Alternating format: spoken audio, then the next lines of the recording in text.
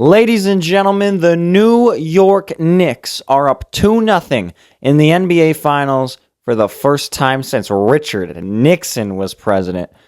The Knicks have won both games in San Antonio. They're going back to New York, to MSG, to a crowd of New Yorkers with a 2-0 lead. This is amazing. These games have been amazing. All right, game one, awesome. Game two, maybe even better. These games have been amazing. And the best player in these games so far, Karl Anthony Towns. Ladies and gentlemen, if the New York Knicks win the NBA championship, there is a very, very strong possibility that the 2026 Finals MVP would be awarded to Karl Anthony Towns. Think about that. Think about that. It would go to one of two people, either Jalen Brunson or Karl Anthony Towns. Two people that have multiple times people have questioned, can a team win a championship with these guys on it? Can a team win a championship with Jalen Brunson as their best player? Can a team win a championship with Karl Anthony Towns in the starting center as the number one option, as the number two option? Well, ladies and gentlemen, the Knicks are 2 games away from winning a championship with both of those guys on the team as the 2 best players. Last night, Karl Anthony Towns, 21 points, 13 rebounds, 4 assists, a steal, a block. He was a plus 11. He shot 66%. That's in addition to what he did in game 1, where he had 18 points. He had 12 rebounds. He locked up Victor Wembanyama. And this guy has been playing great. Karl Anthony Towns has been playing absolutely fantastic in the NBA Finals. Jalen Brunson, who I just saw this stat before I started recording, has the most clutch points in the NBA playoffs since 2023 when he became a member of the New York Knicks. And he's got the most by a wide margin. It's not even close.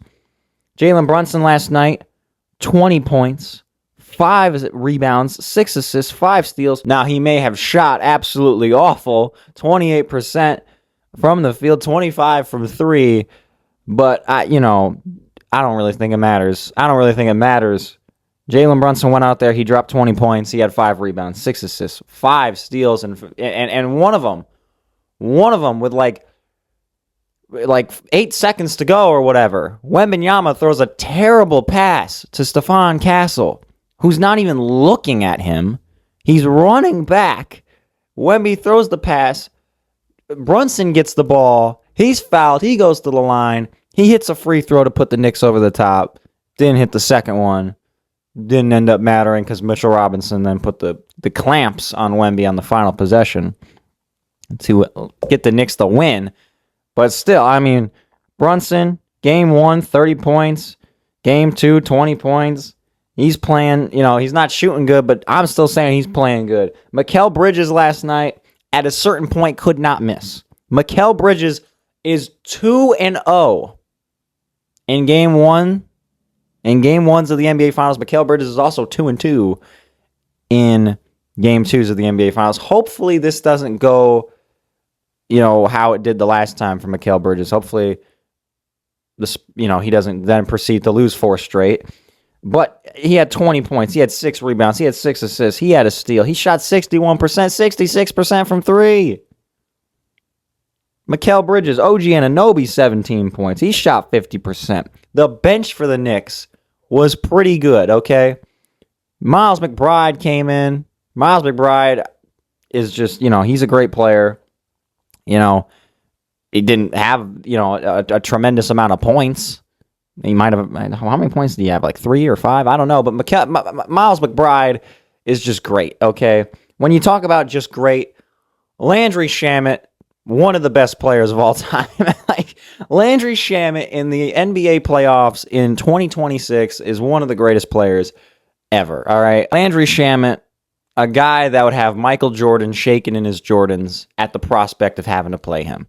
All right, that's how good Landry Shamet has been. All right, Landry Shamet, I think he had, did he have 13 points? And his defense is just great, and He doesn't switch on screens, and I love that. And Mitchell Robinson came in, and they tried to hack a Mitch, but then he went 3 for 4, so they promptly decided that wasn't a good idea. Mitchell Robinson, in the biggest game of his career, hit back-to-back free throws at the free throw line. Jose Alvarado is just being a pest all game for the Spurs, and that's why Jose Alvarado is such a great player. He's that guy that just hustles and is annoying to the opposite team or to the opposing team. And this guy he boxed out Wemby on a possession. Wemby was out there getting boxed out by Jose Alvarado, who's like 4 feet shorter than him.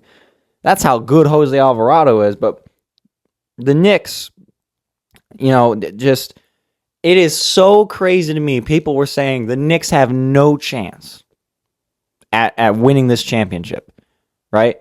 People were saying that before the season began. They were saying that halfway through the season. They were saying that before the playoffs started. They were saying that going into the finals. Spurs in 4 after the Knicks had won 11 straight games. 11 straight, and people said, yeah, they're going to get swept. And now they're up 2-0. This is a fantastic basketball team. This is a fantastic basketball team having an all-time great playoff run. All right. They're just playing so amazing. They have lost 2 games, each by 1 point. And it was to CJ McCollum game winners. All right. That's just, that's just crazy. Knicks are playing fantastic. They've been playing fantastic for 11 games prior to the finals. They played absolutely fantastic basketball. Some people gave them no chance at winning this championship, at winning this series. Some people genuinely, seriously said Spurs in 4. That's crazy. But talking about the Spurs, we got to talk about Victor Wembanyama, who, though he had 29 points, though he had 9 rebounds, he had 4 blocks. He did nothing in the first half, which really hurt the Spurs. He took 4 shots in the first half. He had 8 points or something. I don't know. Maybe less. Probably less. I think he had 5. So he had a really big second half, but nothing in the first half. And you got to wonder, you got to think, hey, maybe if Wemby was cooking in both halves of the game, maybe, just maybe, this 1 point loss would be a multiple point win for the Spurs. At certain times, it's like Wemby's not really doing much. That's been the case, not just in this series, not just in quarters and halves of basketball in this series so far, but in the last series versus the Thunder. There were times where Wemby was just doing nothing. And, it's hurt the Spurs because he's their best player. Of course, he did pick things back up in the second half, scoring 20-plus points in the second half. But, man, where were you in the first? He did shoot 52%, which is far better than Game 1 when Karl Anthony Towns absolutely locked him up. De'Aaron Fox had a good game, 20 points, 5 assists. He shot 50%. He hit some big shots down the stretch. Far better game than his Game 1 where he had 7 points and he shot negative 25%. So, you like to see that from De'Aaron Fox. Dylan Harper, another good game. 15 points, 6 rebounds, 3 assists. He shot 50%. I think he had the best plus minus in this game. He was plus 12. San Antonio's got to look into playing him even more. Castle was inefficient. Vassell, solid game. The defense for the Spurs, has been pretty decent, honestly, throughout these first 2 games. None of them are really bad defenders. And the Knicks had some straight up awful defensive possessions in this game. There was a point in this game, De'Aaron Fox. Was it De'Aaron Fox or was it someone else? It was Fox or Castle or Harper. I think it was Fox though. He goes to drive. Jalen Brunson's the guy defending him, and he just gets right past Brunson. The Knicks, I would say, obviously they're playing good defense, right? They're winning these games. You don't win games by playing bad defense. I think the Spurs might honestly be playing a little bit better defensively, but the Knicks have been better offensively, and they have been better down the stretch. And the Spurs made runs in this game. They had multiple 7-0, 8-0, maybe even more than that, multiple runs in this game where they just, Knicks couldn't score. Spurs were scoring, but the Knicks, they kept coming back. All right. They go up 8. Spurs come back. Knicks are up 8 again. Spurs come back. Knicks are up, 7 again, right? So the Knicks offense just has a response every time. They have not cracked. They have not broke, at all. They have had a response. Every time the Spurs have had a response to the Knicks have come back and had their own response. They have not cracked under pressure at all. Unlike the Spurs, who down the stretch, said De'Aaron Fox hit some big shots, but down the stretch, in Game 1 and in Game 2, San Antonio just, they haven't had it like the Knicks have had it down the stretch, all right? Again, Victor Wembanyama, down the stretch, they get the ball back, and Wemby just throws it to Castle up ahead. Castle's not looking. He's trying to run back. And it's a turnover. And Brunson gets the ball, and Wemby fouls him, and Brunson hits a free throw. And then Spurs got the ball, 1-point game, and Wemby's got the ball, and he bricks the possible game-winning shot. To me, the Spurs this year kind of do remind me of the Knicks last year, though. Last year's Knicks were built to beat one team, Boston, and they beat them. This year's Spurs were built to beat one team, San Antonio. That was the series that every Knicks fan was waiting for last year versus Boston, and that's the series that every Spurs fan was waiting for this year, OKC. And both teams go in as the underdog, right? They're going up against teams with championship experience, and the Knicks beat Boston, and the Spurs beat OKC.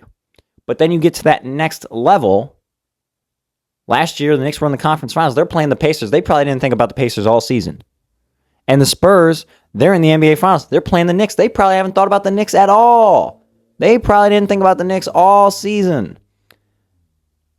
And so they spent all season thinking about one team, and they beat that team. But now what, right? And the Knicks went on to lose 2 straight games at home against the Pacers, and now the Spurs have gone on to lose 2 straight games at home against the Knicks. So, it's just, those are the parallels, the similarities, I suppose, I have seen between this year's Spurs and last year's Knicks. And the Knicks, we've seen how they responded. They've come back better than ever. In the playoffs, they've won 13 straight games now. New York has won 13 straight games.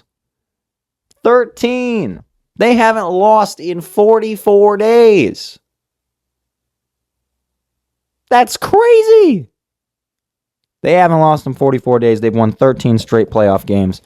It's an incredible run that the Knicks are on. And right now, it's looking like the Knicks have a really, really, really good chance at winning the NBA championship.